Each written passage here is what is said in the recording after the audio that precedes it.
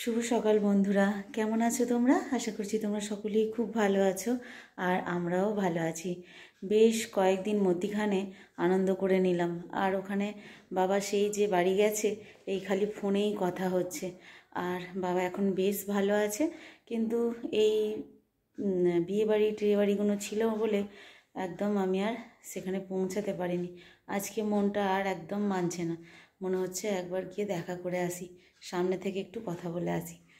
তো তার জন্যই সকালবেলা বেরিয়ে পড়েছি। আজকে আর এখানে রান্না বান্না খাওয়া দাওয়া কিছুই না, সব করব গিয়ে বাপের বাড়িতে। তো চলো বন্ধুরা, আজকের ব্লগটা দেখতে থাকো, আশা করি নিশ্চয়ই তোমাদের ভালো লাগবে। তো চলো বেরিয়ে পড়ি। ছেলেরা ওরা দু ভাই মানে বাইকে করে গেছে, আর আমি এখন যাব টোটোতে।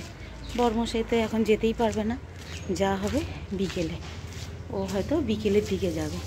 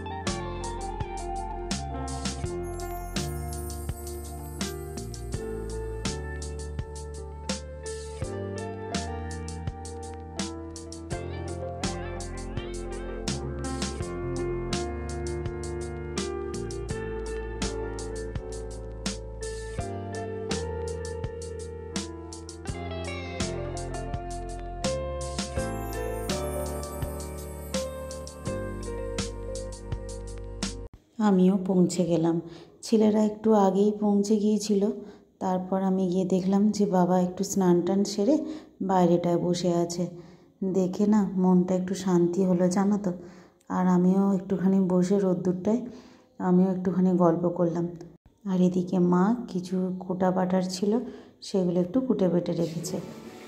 আর এসেই যে রান্না বসিয়ে দিয়েছি, একটা তরকারি হচ্ছে, ওই পেঁয়াজকালি শিম আলু বেগুন দিয়ে একটা তরকারি বসিয়েছি। আর এখানে একটুখানি চিকেন হচ্ছে, তো হালকা করেই চিকেনের একটা পাতলা ঝোল হবে, আর এই তরকারিটা করছি। আর মা ওইদিকে চিংড়ি মাছ দিয়ে আর লাউ দিয়ে একটা তরকারি বানিয়েছে। তো এই আজকের রান্নাবান্না। তো এই দুটো আমি করলাম, মা ওখানে ওইটা করেছে। চলো এবারে খেতেও বসবো, অন্তত বাপিকে তাড়াতাড়ি খেতে দেওয়ার জন্য দুদিকেই গ্যাসটা জ্বেলে দিয়েছি। আর বাপি খাওয়া দাওয়ার পর কিছু ওষুধ আছে, সেইগুলো আবার খাওয়া দাওয়া করবে, অনেকটা লেট হয়ে যাবে। তারপর বিকেলের দিকে দেখলাম পিসিও এসেছে বাবাকে দেখার জন্য। তো ওনাদের সঙ্গেও আমার দেখা হয়ে গেল, অনেক দিন ওদের সঙ্গেও দেখা হয়নি। তো কিছুক্ষণ গল্প গুজব করে ওরাও এবারে বাড়ি ফিরবে, ওরাও থাকবে না।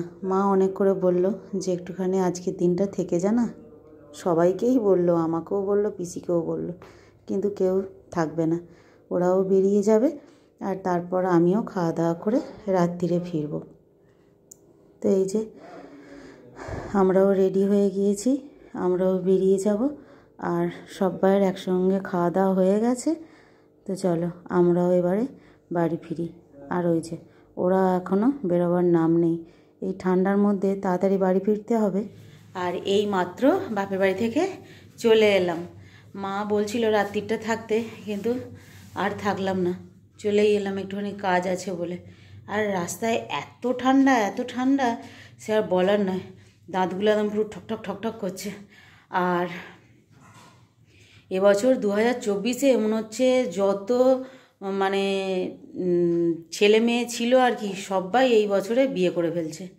আর 2-5 বছর মনে হয় কিছু বিয়ে ফিয়ে হবে না, কি জানি। আমারও লাইফে এই প্রথম পরপর এরকম 2-3টে বিয়েবাড়ি আমিও নিমন্ত্রণ পেয়েছি আর কি। বছরে একটাও কোনো বছর জুটতো বা কোনো বছর জুটতোই না, সারা বছর এমনি ফাঁকা চলে গেল, একটাও বিয়েবাড়ি হলো না। আজকেও আসার সময় দেখছি কত বিয়েবাড়ি হচ্ছে, উফ, সে বিয়েবাড়ির এবছরে মানে একদম লাইন লেগে গেছে। তো চলো বন্ধুরা, আজকের ব্লগটা এই পর্যন্তই, পরের দিন আবার দেখা হবে, ততক্ষণ টাটা। আর এসেই আগে ছেলেরা আর কর্তামশাই ওপরে চলে গেছে, ওরা একদম গিয়ে মনে হয় লেপের ভিতরে ঢুকেই গেল ঠান্ডার জ্বালায়। তো চলো টাটা।